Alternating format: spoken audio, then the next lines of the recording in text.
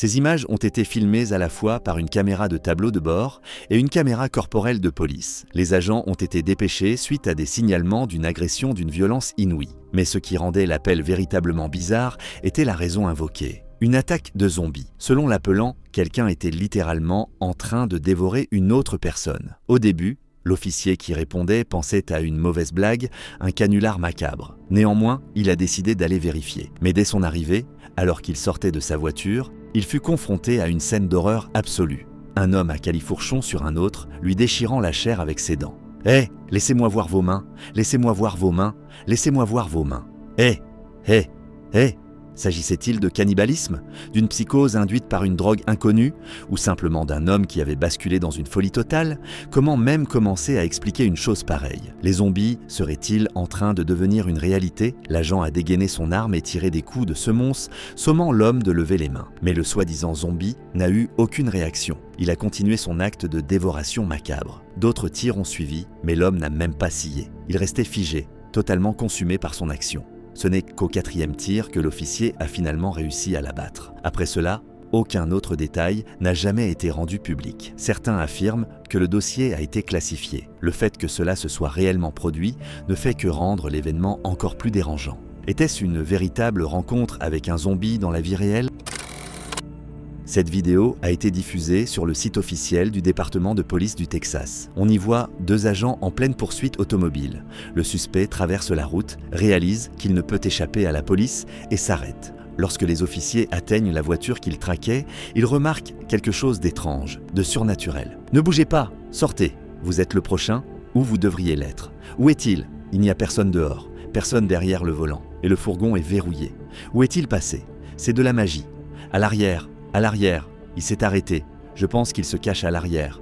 Il n'y a personne au siège conducteur, ni au siège passager. Il n'y a personne à l'intérieur. » À leur stupéfaction, la voiture était complètement vide et verrouillée, moteur coupé. Il n'y avait aucun signe qu'une personne s'y était trouvée. Le conducteur s'était tout simplement évanoui dans la nature.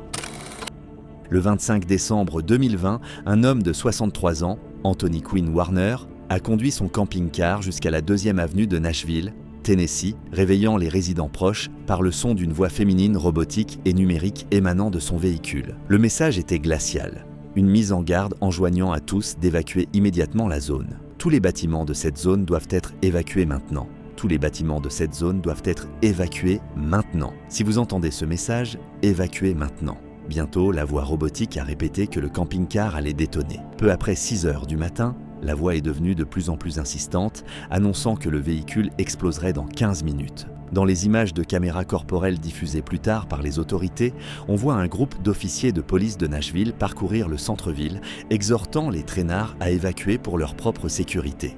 Vous n'avez pas d'ennui, mais il se passe quelque chose. C'est tellement grossier. C'est comme sorti d'un film. Oui, la voix robotique et ses avertissements funestes conféraient à toute la scène une atmosphère sinistre et extrêmement étrange, comme l'a mentionné l'officier, digne d'un film d'anticipation. Chose encore plus bizarre, le camping-car diffusait aussi des extraits de la chanson à succès de 1964, Downtown de Petula Clark, un titre paradoxal sur le réconfort qu'apporte la foule du centre-ville face à la solitude. Malheureusement, la voix robotique ne bluffait pas. 15 minutes plus tard, le camping-car a explosé près du bâtiment AT&T, endommageant plus de 50 immeubles et en faisant même s'effondrer plusieurs. Dans les heures qui ont suivi l'incident, les images des caméras corporelles de la police décrivent une scène apocalyptique. Des policiers évaluent les dégâts, déplacent les piétons en sécurité à travers les décombres. « Vous allez bien ? Où est votre voiture ? D'accord, allez à votre voiture. Qu'est-ce qui se passe ? Assurez-vous que toutes les unités sont correctes. Il pourrait y avoir des munitions dans ce véhicule. Nous n'avons besoin de personnes exposées sur la 2e avenue. Vous allez bien ?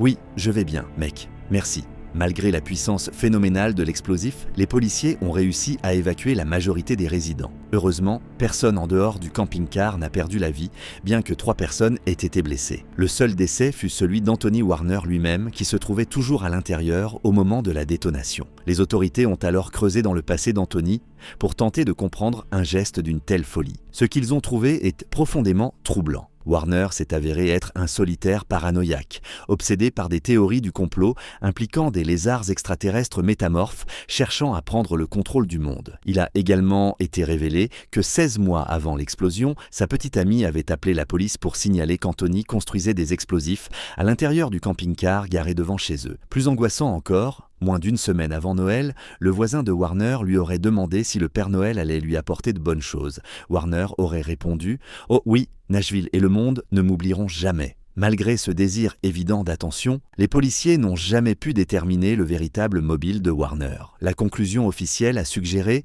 qu'il ne cherchait probablement pas à blesser autrui et qu'un diagnostic de cancer incurable, mêlé à d'autres facteurs, aurait contribué à la dégradation de sa santé mentale. Le 22 novembre 2021, 2 policiers ont été envoyés pour fouiller une maison après que la locataire ait suspecté une intrusion. La jeune femme, en rentrant, avait trouvé la porte d'entrée grande ouverte. Alarmée, elle a immédiatement appelé la police pour inspecter la propriété à la recherche d'intrus. Les officiers sont arrivés et ont commencé leur exploration, mais ce qu'ils ont rencontré était bien plus étrange que ce que quiconque aurait pu anticiper. Quelque chose d'inexplicable. Les événements qui ont suivi ont laissé les agents dans une terreur et une incrédulité totale. Et tout a été capturé par les caméras corporelles. Et combien de pièces savez-vous? J'en ai 2 à l'étage et une en bas. D'accord. Nous allons devoir entrer et fouiller la maison. Est-ce que ça vous va si on entre? Oui, bien sûr. Vous n'avez pas d'animaux domestiques ou de chiens ou quoi que ce soit? Non. Restez ici. Police, si quelqu'un est là, manifestez-vous. Police, quelqu'un à l'intérieur? Je vais vérifier en bas. Tu vas à l'étage. Police, quelqu'un à l'intérieur? Manifestez-vous. Au 21 Crossway. En bas, dégagez. À l'étage, dégagez. Oui, tout va bien. Tous les placards semblaient vides. Et la maison elle-même paraissait à moitié abandonnée, bien que des gens y soient censés vivre. Le rapport officiel indiquait que la femme louait la propriété depuis environ 1 mois. Avant que vous ne demandiez pourquoi la police n'a pas allumé les lumières, voici l'explication. En entrant dans un lieu inconnu, trouver les interrupteurs prend du temps. Et dans de telles situations, le temps peut faire la différence entre la vie et la mort. Les officiers doivent rester en alerte, l'attention focalisée uniquement sur le danger potentiel. Mais c'est là que les choses ont commencé à devenir véritablement étranges. Des portes à l'intérieur ont commencé à s'ouvrir toutes seules, juste au moment où les officiers s'en approchaient. Leur respiration est devenue plus lourde, la tension était palpable, puis des bruits de pas. Des pas forts, distincts, venant de juste derrière eux, mais quand ils se sont retournés, il n'y avait personne. Pas d'intrus, aucun signe de présence, rien. Comment expliquer cela? Comment être témoin de quelque chose d'aussi tangible et ne pas croire au paranormal? Cette vidéo, comme tant d'autres, reste un mystère complet à ce jour. Le 31 décembre 2022, 3 policiers ont été envoyés dans une maison après l'appel d'un voisin signalant des bruits forts et anormaux. Le voisin avait entendu des grognements gutturaux profonds, des coups inhabituels et des cris perçants. Des bruits qu'il ne connaissait absolument pas. Lorsque la police est arrivée, ce qu'elle a découvert les a profondément bouleversés. Les images ont été enregistrées par un secouriste, appelé immédiatement après qu'il soit devenu évident que la police nécessitait une assistance médicale. Ils étaient totalement dépassés par la situation.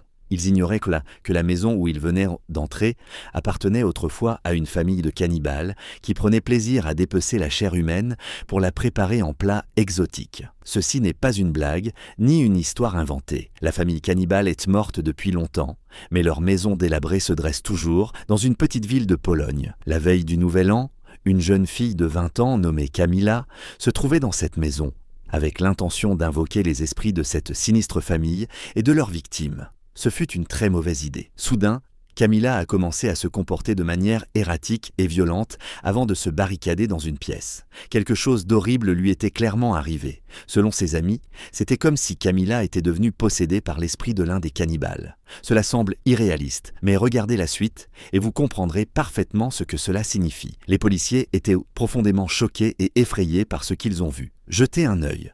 Quelque chose vient d'en haut. Le comportement terrifiant de Camilla empêchait les officiers d'entrer. En dernier recours, ils ont tenté d'accéder à la pièce par le grenier, depuis l'extérieur de la maison. Mais les choses ne se sont pas déroulées comme prévu. La police a essayé de l'appeler, mais en vain. Elle est restée barricadée. Le reste des images n'a pas été montré. Camilla a finalement été sortie de force et transportée à l'hôpital. Et c'est là que l'histoire prend un tour encore plus étrange. En arrivant à l'hôpital, elle a commencé à agir de manière parfaitement normale, comme si rien ne s'était passé. Elle a affirmé n'avoir aucun souvenir des événements. Les médecins n'ont trouvé aucun signe de maladie mentale. Ils ont testé son sang pour détecter d'éventuelles substances intoxicantes qui expliqueraient son comportement. Son sang était parfaitement sain. À ce jour, ni Camilla, ni ses amis ne peuvent expliquer ce qui s'est passé dans cette maison. A-t-elle été réellement possédée ou a-t-elle subi un épisode psychotique temporaire ? Ces images de tableau de bord ont été enregistrées par une voiture de police patrouillant dans une banlieue de Chicago le 10 mai 2018. Le sergent Anthony Manino s'est retrouvé dans une situation extrêmement tendue. Dans la vidéo, on le voit se positionner entre un enfant de 2 ans et la circulation venant en sens inverse, roulant à grande vitesse. Avant l'arrivée du sergent, l'enfant avait erré sur plusieurs voies de circulation intenses, dangereusement proches de gros camions et de véhicules rapides. Au début, Manino a cru apercevoir un chien errant, mais en s'approchant, il a réalisé qu'il s'agissait d'un enfant à quelques pas d'une autoroute très fréquentée. Il n'a pas hésité. Il s'est précipité pour le sauver. De telles images soulèvent une question importante et troublante. Où étaient les parents de l'enfant ? Heureusement, dans ce cas, la mère du garçon est arrivée quelques minutes plus tard. L'enquête a révélé que la famille vivait à seulement 2 pâtés de maison de l'endroit où l'officier avait trouvé l'enfant. Le 6 juin 2024, une vidéo a été publiée montrant ce qui semble être une policière témoignant de la disparition soudaine d'une femme nommée Sarah, arrêtée lors d'un contrôle routier de routine. La légende à l'écran disait « Une femme s'évanouit dans la nature sur la route. La policière perd son sang-froid ». Dans la vidéo, l'officier se tourne pour retourner à sa voiture de patrouille. Environ 1 seconde plus tard, elle remarque que l'immatriculation de Sarah est expirée. L'officier se retourne vers le véhicule de Sarah pour réaliser que la femme a mystérieusement disparu de sa voiture. Pas la mienne. Mais y a-t-il des drogues ou de l'alcool dans le véhicule ? Non, bien sûr que non. Très bien, attendez-moi Sarah. Je reviens tout de suite. D'accord, votre immatriculation est expirée. Le clip montre d'abord l'incident présumé à partir de la caméra corporelle de l'officier. Ensuite, un deuxième angle, depuis la caméra de tableau de bord, offre une répétition de l'événement sous un autre point de vue, confirmant l'effacement de la femme. Quel aspect de ces chroniques de l'inexplicable souhaitez-vous explorer davantage ? Et n'oubliez pas de vous abonner pour ne rien manquer.